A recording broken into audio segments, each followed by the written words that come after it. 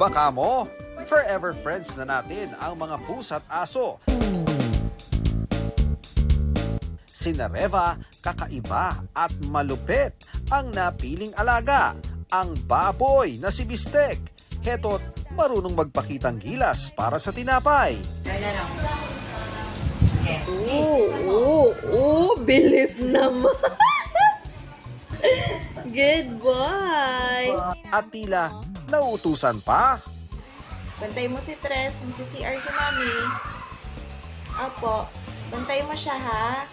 Okay. Bali, may ginagawa po ako. Ngayon po, umiiyak pala tong anak ko, hindi ko naririnig. Kaya pala po si Bistek, parang tinatawag niya ako. Pag po kasi gumanon siya, talagang malakas po yung boses niya. Maaalerto ka po. Pero safe naman po, wala naman pong something na nangyari. Pero hindi raw agad-agad nakaban ni Bistek ang baby na si Tres.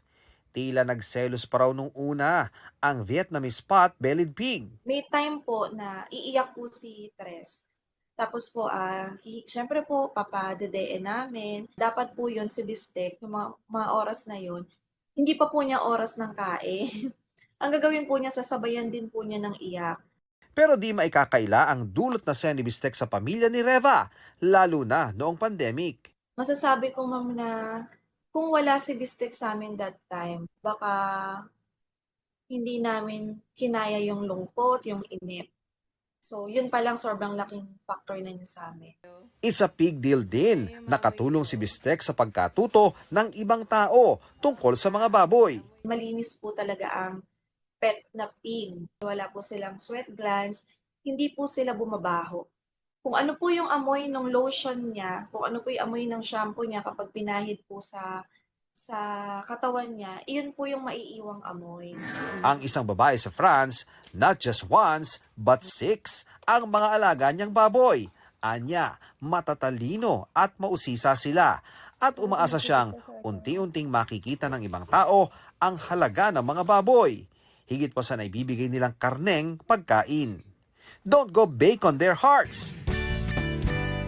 Payo ni Reva, bilang mga alaga, ang mga baboy ay pwede ring maging parte ng pamilya.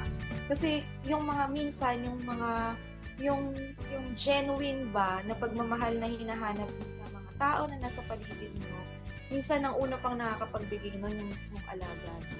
Para sa GMA Integrated News, ako si Ian Cruz, ang inyong saksi. Good boy. Guys, masayang-masaya na may mamoy nyo. Bye, guys. Mga kapuso, maging una sa saksi.